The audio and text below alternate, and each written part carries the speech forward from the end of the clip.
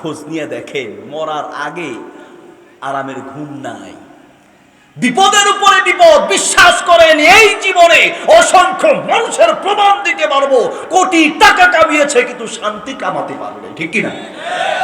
গত রমাদানে উমরায় যাওয়ার পরে এক লোকের সাথে দেখা, তো তিনি বলছেন, হুজুর আমি প্রায় মাসে 4-5 লাখ টাকা ইনকাম করতাম, একটা সুদি ব্যাংকে চাকরি করতাম, সুদি ব্যাংকে। হুজুর সেই চাকরিটা ছেড়ে দিলাম। ফ্যামিলির সবার মনে কষ্ট, এত সুন্দর চাকরি কেউ ছাড়ে, কিন্তু হুজুর আমি ছেড়ে দিলাম এই জন্য যে আমাকে আল্লাহর সামনে দাঁড়িয়ে জীবনের হিসাব দিতে হবে। আমি সেই মাসের 4-5 লাখ টাকা বেতনের চাকরিটা ছেড়ে মাত্র 20 থেকে 25 হাজার টাকা বেতনের একটা হালাল চাকরি নিয়েছি, হালাল চাকরি। আর আল্লাহকে বলতাম, রব তুমি তো রিজিকের মালিক, সুখ শান্তির মালিক তো তুমি। আল্লাহ তোমার ভয়ে এটা ছেড়ে দিলাম। আর তোমার নবী ঘোষণা দিয়েছেন, আল্লাহ রসুল বলেছেন, ইন্নাকা লান তাদা শাইআন লিল্লাহ ইল্লা আবদালাকাল্লাহু মা হুয়া খায়রুম মিনহু। তুমি আল্লাহর জন্য যা ছাড়বে আল্লাহ তোমার জন্য তার চেয়ে উত্তম ব্যবস্থা করবে। আল্লাহু আকবার। তোমার নবীর ঘোষণা তো সত্য। আমি আল্লাহর কাছে দোয়া করতে লাগলাম। হুজুর বিশ্বাস করেন, 4-5 লাখ টাকার চাকরি ছেড়ে দিয়ে 20-25 হাজার টাকার চাকরি নিয়ে এতটা সুখে জীবন কাটাচ্ছি আলহামদুলিল্লাহ। আগে 4-5 লাখ টাকা ইনকাম করতাম, মাস শেষ হতে না হতে ছেলে অ্যাক্সিডেন্ট, মেয়ে অ্যাক্সিডেন্ট, ছেলের এই সমস্যা, মেয়ের এই সমস্যা, বউয়ের এই সমস্যা, আমার এই সমস্যা, রোগ বিপদ, আপদের কোনো শেষ নেই। আর এখন 20-25 হাজার টাকা ইনকাম করি, মাস শেষে আরো 2-1 হাজার টাকা জমা থাকে, কারণ হারামে আরাম নাই, শান্তি আর সুখ হচ্ছে আল্লাহর হুকুম মানার মধ্যে, ঠিক কিনা? আল্লাহর হুকুম মানার মধ্যে। প্রিয় ভাই, আবার আমাদের সন্তানদেরকে আমরা সুখে আর শান্তিতে রাখতে চাই। সুখ আর শান্তি দিন মানার মধ্যে, ইসলাম মানার মধ্যে, ইসলাম শিখার মধ্যে, অশান্তি আর বিপদ আল্লাহর কোরআন থেকে দূরে সরে যাওয়ার মধ্যে। আমার বড় ছেলে, অনেকে ইন্টারনেটে ওর একটা বক্তব্য হয়তো শুনেছেন, ওর বক্তব্যের একটা পয়েন্ট আছে। সে পয়েন্ট হলো, আপনাকে যেই আল্লাহ সুবহানাহু ওয়া তাআলা চোখ দিয়েছেন, আপনি আল্লাহর দেয়া চোখ দিয়ে সিনেমা দেখতে পারেন, নাটক দেখতে পারেন, নাচ দেখতে পারেন। আপনি আল্লাহর দেয়া চোখ দিয়ে অশ্লীল ভিডিও দেখতে পারেন, খেলা দেখতে পারেন। আর আল্লাহর দেয়া চোখ দিয়ে আল্লাহর কোরআনটা দেখতে পারেন না। গজব আপনার উপরে আসবে না তো কার উপরে আসবে? আল্লাহ সুবহানাহু ওয়া তাআলা বলেন সূরা ইব্রাহিমের 7 নম্বর আয়াতে, লা ইন শাকারতুম লাযীদান্নাকুম ওয়া লা ইন কাফারতুম ইন আযাবি লাশাদীদ। বান্দা শোনো, আবার নিয়ামতের শুকরিয়া আদায় করবা, আমি আল্লাহ নিয়ামত বাড়িয়ে দিব। আর আমার নিয়ামত পাওয়ার পরে সেটা নাশকরি করবা, শুকরিয়া আদায় করবা না, তো আমি আল্লাহ গজব দিয়ে ধ্বংস করে ফেলবো, ঠিক কি না? ওয়া মান আ'রাদা আন যিকরি ফাইন্না লাহু মাইশাতান দানকা। আমি তোমার জীবনটাকে অশান্তিময় করে দিব। শান্তি পেতে চাও, আল্লাহর কোরআনের পথে ফিরে আসে। আমি তো প্রায় মাহফিল মাঝে মাঝে বলি, ওয়াল্লাহ আল্লাহকে সাক্ষী রেখে বলছি, একদম দিলের কথা বলছি, দিলের কথা। মাঝে মাঝে কোনো দিন মাহফিল তো কমিয়ে ফেলেছি আলহামদুলিল্লাহ, আগের কথা বলছি, 3টা-4টা পর্যন্ত মাহফিল করতাম। যেদিন 3-4টা মাহফিল হতো, একটা শেষ করে গাড়িতে উঠে আরেকটা করে, এইভাবে ঘামিয়ে একদম শেষ। গাড়িতে উঠার পরে ক্লান্ত শান্ত হয়ে যাই, মাঝে মাঝে মনে হয় আমাকে দিয়ে আর কিচ্ছু হবে না। গাড়িতে উঠে ড্রাইভারকে বলি, গাড়ির সাউন্ড বক্সে কোরআন তেলাওয়াত চালু করে দাও। আল্লাহর কসম করে বলছি, যখন কোরআন তেলাওয়াত চালু করে দেওয়া হয়, শ্রান্ত ক্লান্ত শরীর কোরআন তেলাওয়াত 5 মিনিট শুনতে না শুনতেই শরীরের সমস্ত দুর্বলতা মুহূর্তের মধ্যে দূর হয়ে যায়। আল্লাহু আকবার।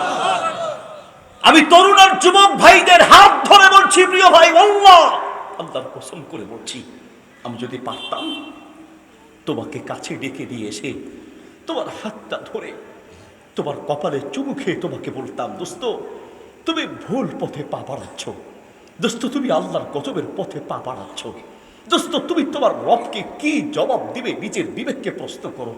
বাপ আপনাকে বলছি, আপনি আপনার মালিক দয়াময় আল্লাহকে কি জবাব দিবেন, নিজের বিবেকের কাছে প্রশ্ন করেন। আল্লাহ বলেন, কথা তো আমার নয়, আমি আপনার আল্লাহর কথা আপনাকে শোনাচ্ছি। আপনার মালিক আপনাকে বলছেন, ইয়া আইয়ুহাল ইনসান মা গররাকা বিরব্বিকাল কারীম, হে মানুষ, কোন জিনিস আমি দয়াময় আল্লাহর ব্যাপারে তোমাকে ধোঁকায় ফেলে দিয়েছি। ইন্নাল ইনসানা লিরাব্বিহি লাকানুদ, ইন্নাল ইনসানা লিরাব্বিহি লাকানুদ। আল্লাহ বলেন এই দুনিয়ায় মানুষের চেয়ে নাফরমান কোনো জাতি নাই, ঠিক কি না? মানুষের চেয়ে নাফরমান কোনো জাতি নাই। তুমি সেই মানুষ, যে মানুষটা তুমি বাইরের পেটে থাকতে তোমাকে চাইলে আল্লাহ অন্ধ বানায়া দুনিয়ায় পাঠাতে পারতেন। তুমি তো সেই মানুষ, আল্লাহ চাইলে তোমার মায়ের পেটে তোমাকে বিকলাঙ্গ বানিয়ে দুনিয়ায় পাঠাতে পারতেন। আল্লাহ চাইলে তোমাকে বোবা বানিয়ে দুনিয়ায় পাঠাতে পারতেন। তোমার জিহ্বাটা নষ্ট করে দিতে পারতেন। দুনিয়া আসার পরে তোমাকে কোনো না কোনো রোগে তোমার চোখটাকে শেষ করতে পারতেন, তোমার মুখটাকে বন্ধ করে দিতে পারতেন। কি দিয়ে তুমি শুকরিয়া আদায় করবে বলো? আল্লাহ বলেন, বান্দা, আমি যেই আল্লাহ তোমাকে এত দয়া করে, এত মায়া করে, এত ভালোবেসে, এত অনুগ্রহ দিয়ে এত নিয়ামত তোমাকে দিয়েছি, আর আমার আল্লাহর দেয়া সেই চোখ দিয়ে আল্লাহর কোরআন পড়ার মতো সময় তোমার হয় না? আল্লাহর কোরআনটা দেখার মতো সময় তোমার হয় না? বলো, তোমাকে যদি প্রশ্ন করি আজ সারাদিনে কয়বার মোবাইল দেখেছো, তুমি বলবে আজ সারাদিন আমি 100 বার মোবাইল দেখেছি। কয়বার ইউটিউব দেখেছো? কমপক্ষে 1000 বার তুমি মোবাইল দেখেছো, কমপক্ষে 500 বার তুমি ইউটিউব দেখেছো, কমপক্ষে 3 থেকে 400 বার তুমি ফেসবুক দেখেছো, কমপক্ষে 100 থেকে 200 বার তুমি হোয়াটসঅ্যাপ দেখেছো, কয়েকশো বার তুমি ইমো দেখেছো।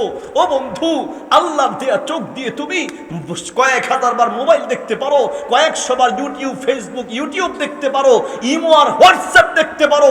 আল্লাহর দেয়া চোখ দিয়ে এত কিছু দেখতে পারো, কিন্তু আল্লাহর কোরআনটা একবারও দেখার সুযোগ হয় নাই। তোমার মতো নাফরমান এই জমিনে আরেকজন হতে পারে না, ঠিক কি না? তোমার মতো নাফরমান পৃথিবীতে আরেকজন হতে পারে না। জীবনের বক্তব্য তো বহু শুনেছ, জীবনে ওয়াজ তো বহু শুনেছ, কান দিয়ে ঢুকে আর এক কান দিয়ে বের হয়েছে। জীবনে কোন পরিবর্তন এসেছে? কি নিজেকে কতটুকু পরিবর্তন করতে পারলা? দোস্ত, একদম দিলের কথা বলছি, এগুলো ওয়াজ, এগুলো কিচ্ছু না। মনে করো আমি কোনো ওয়াজ করছি না, কোনো ওয়াজের নাম গন্ধ নাই। আমি তোমার বন্ধু হিসেবে তোমার সাথে কথা বলছি। আমি যদি পারতাম তোমাকে বুকের সাথে জড়িয়ে ধরে তোমাকে বলতাম, দোস্ত, তুমি তোমার মালিকের সাথে বেয়াদবি করছো, তুমি তোমার রবের সাথে বেয়াদবি করছো, তুমি তোমার দয়াময় আল্লাহকে ধোঁকা দিচ্ছ, তুমি তোমার দয়াময় আল্লাহর নাফরমানি করছো। তোমার চেয়ে একটা কুকুরও ভালো, তোমার চেয়ে একটা বিড়ালও ভালো, ঠিক কিনা? তোমার চেয়ে একটা বিড়ালও তো ভালো।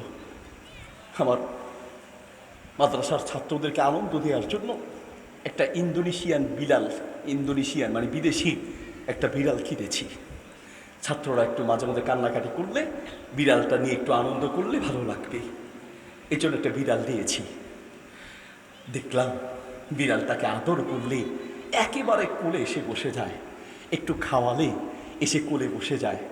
মানে একটা কি বলবো, মানুষের চেয়ে কতটা সে আপন হয়ে যায়। একটা বিড়ালের কথা বলছি, বিড়াল যে খাওয়ায় তার কাছে চলে যায়, মাথায় হাত বুলিয়ে দিবেন, একেবারে আপনার কোলের উপরে ঘুমিয়ে যাবে। একটা বিড়াল বুঝে যার খেলাম তার কাছেই তো থাকা উচিত। একটা বিড়াল বুঝে যার অনুগ্রহ পেলাম তার কথাই তো মানা উচিত। একটা বিড়াল বুঝে যেই মালিক আমাকে খাওয়ায় সেই মালিকের কথা মতো চলা উচিত। একটা বিড়ালও বুঝে, একটা কুকুরও বুঝে, আর তুমি সৃষ্টির সেরা জীব মানুষ হয়ে তুমি বুঝতে পারো নাই, তুমি বুঝতে পারো নাই, তুমি বুঝতে পারো নাই। তোমাকে আল্লাহ নামাজের জন্য ওয়াজ করা লাগে, তোমাকে নামাজের জন্য ডাকতে হয়। তোমার বাবা ফজরের সময় ডাকতে ডাকতে বেহুশ হয়ে যায়, তোমার ঘুম ভাঙে না। তোমাকে নামাজের জন্য বললে তুমি বলছো, হুজুর আমি চাকরি করি তো সময় পাই না। তোমাকে নামাজের জন্য বললে তুমি বলছো, হুজুর আমি ব্যবসা করি তো সময় পাই না। তোমাকে নামাজের জন্য বললে তুমি বলছো, হুজুর কামে কাজে থাকি তো সময় পাই না। কাকে তুমি বলছো? যেই আল্লাহ তোমাকে সময় দিয়েছেন। কাকে তুমি বলছো সময় নাই? যেই আল্লাহ তোমাকে সুস্থ রেখেছেন। আরে মিয়া, তোমাকে ওই আল্লাহ চাইলে হাত পা ভেঙে বছরের পর বছর হসপিটালের বিছানায় রাখতে পারে। আরে তুমি তো সে আল্লাহকে বলছো সময় নাই, যে আল্লাহ দয়া করে তোমাকে সময় দিয়েছে, ঠিক কিনা? বলো তুমি কি দিয়ে শুকরিয়া আদায় করবে? জীবনে কোনোদিন তোমার 2 ফোঁটা চোখের পানি আসে নাই। মালিক, তুমি আমাকে এখনো ভালো রেখেছ। ক্যান্সার দিয়ে বছরের পর বছর কত মানুষকে হসপিটালের বিছানায় রাখলে, মালিক তুমি আমাকে এখনো ক্যান্সার দাও নেই। আহা, করোনা দিয়ে কত মানুষকে মাটির তলে নিয়ে গেলে, কিন্তু আমাকে এখনো সুস্থ রেখেছ। মালিক, কত মানুষকে তুমি হসপিটালের বিছানায়, ঘরে প্যারালাইজ দিয়ে বাসার বিছানায় রেখে দিয়েছ। হসপিটালের বিছানায় এমন অসংখ্য রোগী আছে, চাইলেও আল্লাহর সামনে দাঁড়িয়ে 2 রাকাত নামাজ পড়তে পারবে না, সুন্দর করে একটা সেজদা দিতে পারবে না। তোমার দয়াময় আল্লাহ তোমাকে এত দয়া করে এত সুস্থ রেখেছেন, আর তুমি সেই আল্লাহকেই বলছো তোমার সময় নাই। বাপ, ও বাপ, বাপ কথাগুলো কলিজা দিয়ে শুনতে হবে। বাপ, আপনি নিজের বুকে হাতটা রেখে রাতে ঘুমানোর আগে নিজেকে একটু প্রশ্ন করেন, যেই পরিমাণ অঙ্ক শেখানোর চেষ্টা আপনি করেছেন, যেই পরিমাণ ইংরেজি শেখানোর চেষ্টা করেছেন, যেই পরিমাণ স্কুলের সার্টিফিকেট অর্জন করানোর চেষ্টা করেছেন, বাপ, যেই আল্লাহ আপনাকে এই সন্তানটা দয়া করে দিয়েছে, আল্লাহ না দিলে কিন্তু এই সন্তানটা পাইতেন না, ঠিক কিনা? আহা, আমার এক বন্ধু সৌদি আরব থাকে, কোটি কোটি টাকার মালিক, বলছে হুজুর দোস্ত 13 থেকে 14টা বছর হয়ে গেল, একটা সন্তান নাই। সবাই বলে যে বিয়ে আর একটা করে, এটাকে তালাক দিয়ে দে। কিন্তু দোস্ত আমি চিন্তা করি, দিলে তো এই মেয়েকে দিয়েই আল্লাহ দিতে পারেন। দোস্ত, একটা সন্তানের জন্য লাখ লাখ টাকা উড়িয়েছি। যদি কোনো ডাক্তার বা কোনো ব্যক্তি একটা সন্তানের ব্যবস্থা করে দিতে পারতো আমার মাধ্যমে, বিনিময়ে দোস্ত যদি 1-2 কোটি টাকাও লাগতো, সেটাও আমি দিতে রাজি আছি। কিন্তু দোস্ত একটু দোয়া করো। দোস্ত, অনেক চেষ্টার পরে একটা সন্তান আল্লাহ আমাকে দেয় নেই। পৃথিবীর হাজার হাজার মানুষ একটা সন্তানের জন্য বছরের পর বছর চোখের পানি ফেলে কাঁদে, লাখ লাখ কোটি টাকা খরচ করে একটা সন্তান নাই। সন্তান দেওয়ার মালিক আল্লাহ। তোমার আল্লাহ দয়া করে তোমাকে সন্তান দিয়েছেন, পৃথিবীর কেউ সন্তান জন্ম দিতে পারে না, ঠিক কিনা? তোমার আল্লাহ দয়া করে দিয়েছে। প্রশ্ন করো তোমার নিজের বিবেকের কাছে। আমি প্রশ্ন রেখে গেলাম, ওয়াজ তো পরে হবে। আমাদের আলহামদুলিল্লাহ মাননীয় হাসিবুর রহমান সাহেব এসেছেন, ওয়াজ তো পরে হবে, ওয়াজ পরে শুনবে। আমি প্রশ্ন করে যাই তোমার বিবেকের কাছে, আমি কিছু প্রশ্ন রেখে যাচ্ছি। প্রশ্ন করো তোমাকে, তুমি অঙ্ক শেখানোর জন্য অঙ্কের টিচার রেখেছ, তুমি ইংরেজি শেখানোর জন্য ইংরেজি টিচার রেখেছ, ভালো, অসুবিধা নাই। কিন্তু আমি বলতে চাই, তোমার ছেলেটা ঠিক মতো স্কুলে যায় কিনা তুমি খোঁজ নাও। আপনার সন্তানটা ঠিক মতো প্রাইভেটে যায় কিনা আপনি খোঁজ নেন। আপনার সন্তানটা ঠিক মতো অঙ্ক ইংরেজি প্রাইভেট পড়ছে কিনা আপনি খোঁজ দেন। কিন্তু আপনি সেই বাপ, আপনার সন্তানটা কোরআন পড়েছে কিনা, আপনার সন্তানটা মসজিদে যায় কিনা আপনার খোঁজ নাই, ঠিক কিনা? বলেন আপনি আমাকে। এই সন্তান আপনাকে বৃদ্ধাশ্রমে রাখবে না তো কে রাখবে? এই সন্তান আপনার সাথে খারাপ আচরণ করবে না তো কে করবে? এই সন্তান আপনার সাথে তুই তুকারি ব্যবহার করবে না তো কে করবে? এই সন্তান আপনাকে ঘর থেকে বের করবে না তো কে করবে? আপনি তো আপনার সন্তানকে আল্লাহ থেকে দূরে সরিয়ে দিয়েছেন। আপনি আপনার মালিকের সাথে বেয়াদবি করেছেন, আর আপনার সন্তান আপনার সাথে বেয়াদবি করছে। প্রিয় বাপ, প্রশ্ন করে নিজেকে প্রশ্ন করে, নিজেকে প্রশ্ন করে। আপনি রাতে ঘুমানোর আগে বলেন, বাবা তাড়াতাড়ি ঘুমাও, তাড়াতাড়ি ঘুমাও, সকালে অঙ্কের স্যার আসবে, সকালে ইংরেজির টিচার আসবে, বাবা তাড়াতাড়ি ঘুমাও, সকালে স্কুলে যেতে হবে। আপনি আপনার সন্তানকে সকালে অঙ্কের কথা বলেছেন, সকালে ইংরেজির কথা বলেছেন, সকালে স্কুলে যেতে হবে এটাও বলেছেন, কোচিংয়ে যেতে হবে এটাও বলেছেন, প্রাইভেটে যেতে হবে এটাও বলছেন। কিন্তু আপনি নাফরমান মা আর বাপ, একটা বার বলেন নাই নাই, বাবা তাড়াতাড়ি ঘুমাও, ফজরের নামাজ পড়তে হবে, বাবা তাড়াতাড়ি ঘুমাও, সকালে মুক্তাবা যেতে হবে, বাবা তাড়াতাড়ি ঘুমাও, আল্লাহর কোরআন পড়তে হবে, ঠিক কিনা? একটা বার আপনার মুখ দিয়ে বের হয়ে যায়। আল্লাহ তাআলা বলেন আল কুরআন হুজ্জাতুল লাকা, আল্লাহ নবী বলেন আল কুরআন হুজ্জাতুল লাকা ওয়া আলাইকা, কোরআন তোমার পক্ষে আর না হয় কোরআন তোমার বিপক্ষে। কিয়ামতের মাঠে কোরআন আপনার বিরুদ্ধে কথা বলবে, আপনার বিরুদ্ধে। আল্লাহ তাআলা বলেন সূরা তাহা আয়াত নম্বর 124, 125 এবং 127 নম্বর আয়াতে আল্লাহ তাআলা বলেন ওয়ামান আ'রাযা আন যিকরি ফাইন্না লাহু মাঈশাতান দানকা, যারা আমার এই কোরআন থেকে মুখ ফিরিয়ে নিবে আমি তাদের জীবনকে সংকীর্ণ করে দিব, জীবনকে অশান্তিময় করে দিব, দুনিয়াতে গজব দিয়ে ধ্বংস করে দিব। ওয়া নাহশুরুহু, আর আমি তাকে কিয়ামতের মাঠে উঠাবো আমা, অন্ধ করে। ক্বালা, সে বলবে রব্বি, হে আমার রব, লিমা হাশারতানি, কেন আজ কিয়ামতের মাঠে আমাকে উঠালি আমা, অন্ধ করে, ওয়াকাদ কুনতু বাসীরা, অথচ আমার তো চোখ ছিল, আমি দেখতাম। মালিক, তুমি আজ কিয়ামতের মাঠে আমাকে অন্ধ করে উঠিয়েছো, অথচ আমি তো সেই রব দুনিয়ায় বিশ্বকাপ খেলা দেখেছি, আমার তো চোখ ছিল, আমি তো ক্রিকেট খেলা দেখেছি, আমার তো চোখ ছিল, আমি তো আর্জেন্টিনা ব্রাজিলের ফুটবল খেলা দেখেছি, আমার তো চোখ ছিল, আমি অস্ট্রেলিয়ার ইন্ডিয়ার খেলা দেখেছি। মালিক, তুমি আজ অন্ধ করে উঠালে কেন?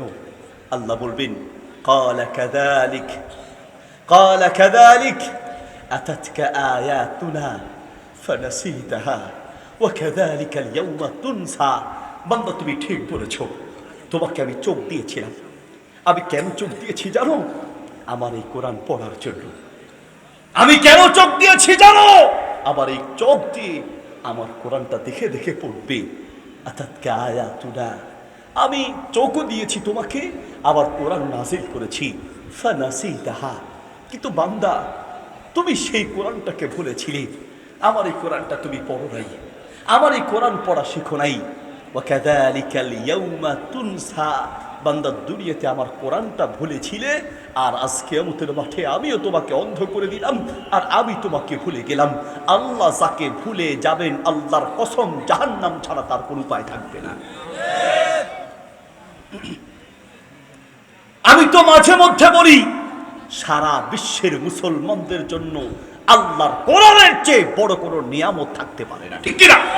সারা বিশ্বে মাথা উঁচু করে দাঁড়িয়ে আছি আল্লাহর এই কোরআনের বদৌলতে। সুবহানাল্লাহ বলেন, সুবহানাল্লাহ বলেন। আল্লাহর এই কোরআনের মাধ্যমে সারা বিশ্বে মাথা উঁচু করে দাঁড়িয়ে আছে। তার প্রমাণ আপনারা জানেন। এদিকে ডক্টর উইলিয়াম ক্যাম্বেল আর ডক্টর জাকির নায়েকের একটি বিতর্ক প্রতিযোগিতা অনুষ্ঠান দেখেছেন না? যুগ যুগ ধরে কোরআনের ভুল ধরার জন্য তারা আপ্রাণ চেষ্টা করেছে। ডক্টর উইলিয়াম ক্যাম্বেল কোরআনের কিছু ভুল ধরে, মানে নিজের মন গড়া কিছু ভুল, সে মনে করছে এগুলো কোরআনের ভুল, আসলে তার নিজের বুঝের ভুল। কোরআনের এরকম কিছু ভুলগুলো উল্লেখ করে, নিজের মন গড়া ভুল উল্লেখ করে একটা বই লিখেছেন। বই লিখে ইংরেজিতে পৃথিবীতে ছড়িয়ে দিলেন, বিভিন্ন জায়গায় এটাকে পাবলিশ করলেন, আর চ্যালেঞ্জ করলেন যে এই পৃথিবীতে যদি কেউ পারো তাহলে আমার এই ইংরেজি কোরআনের ভুল ধরা বইটার জবাব দাও। ডক্টর উইলিয়াম ক্যাম্বেল এই চ্যালেঞ্জ করার পরে পৃথিবীতে তার চ্যালেঞ্জের জবাব দেওয়ার জন্য আমার মতো আর তোমার মতো কোনো হুজুর যায় নাই। আজকে মিয়া সাহেব, ভুল ধরা সহজ, বিরোধিতা করা সহজ, কিন্তু এমন একটা সম্পদ তৈরি করা সহজ নয়, ঠিক কিনা? প্রকাশ শেষে বলেছিল, ডক্টর জাকির নায়েক বলেছিল, ঠিক আছে, আপনার এই ভুলের জবাব আমি দিব, তবে গোপনে নয়, মিডিয়ার সামনে, লক্ষ মানুষের সামনে কোরআনের যে ভুল ধরেছে সেই ভুলগুলোর জবাব তো দিয়েছেন, উল্টো বাইবেলের এমন অসংখ্য কিছু ভুল ধরে দিয়েছেন যার জবাব পর্যন্ত তিনি দিতে পারেন নাই। এই কোরআনের মাধ্যমে প্রমাণিত হয়েছে সারা বিশ্বের সমস্ত ধর্মগ্রন্থের ভুল প্রমাণ করা সম্ভব হলেও কিয়ামত পর্যন্ত কোরআনের একটা শব্দের ভুল বের করা সম্ভব নয়, ঠিক কিনা? কোরআনের মাধ্যমে সারা বিশ্বে আমরা মাথা উঁচু করে দাঁড়িয়ে আছি। প্রিয় ভাই, আমেরিকা, লন্ডন, ইউরোপ কান্ট্রিতে অনেক মুসলিম যুবক আছে যারা অমুসলিমদেরকে ইসলামের দাওয়াত দেয়। কয়েকজন মুসলিম যুবক মিলে এক অমুসলিম এক খ্রিস্টানের কাছে গিয়ে বলছে, sir give me 2 minute, sir sir আমাকে 2টা মিনিট সময় দেন, আমরা আপনাকে একটা মজার সুর শোনাবো, মজার সুর। স্যার 2টা মিনিট সময় দেন, এমন একটা সুর আপনাকে শোনাবো সারা দুনিয়ার মধ্যে যেই সুর আপনি শুনেন নেই। বলছে no time, I am busy, আমার সময় নেই, আমি খুব ব্যস্ত আছি। বলছে sir please sir give me 1 minute, sir 1টা মিনিট সময় দেন, শুধু 1টা মিনিট। বললো ঠিক আছে, 1 মিনিটের বেশি টাইম নেই। 1 মিনিটের সময় নিয়ে সেই খ্রিস্টানের কানে হেডফোন ঢুকিয়ে দিয়ে মোবাইলের মধ্যে কাবা শরীফের ইমাম আল্লামা সুদাইসির তেলাওয়াত চালু করে দিয়েছে। কৌশলে ইসলামের দাওয়াত। যখন ওই খ্রিস্টানের কানে হেডফোন ঢুকিয়ে কোরআনের তেলাওয়াত চালু করে দিয়েছি, যেই খ্রিস্টান বলেছে 2 মিনিটের টাইম নেই, ওই খ্রিস্টান রাস্তার উপরে দাঁড়িয়ে পাক্কা আধা ঘন্টা আল্লাহর কোরআনের তেলাওয়াত শুনেছে। আল্লাহু আকবার। এরপরে বলছে কি শুনিয়েছো? সারা দুনিয়ায় এত সুর শুনলাম, কিন্তু এই সুরের চেয়ে মজার কোনো সুর সারা দুনিয়ার মধ্যে পাই নাই। বন্ধু, একজন খ্রিস্টান বলছে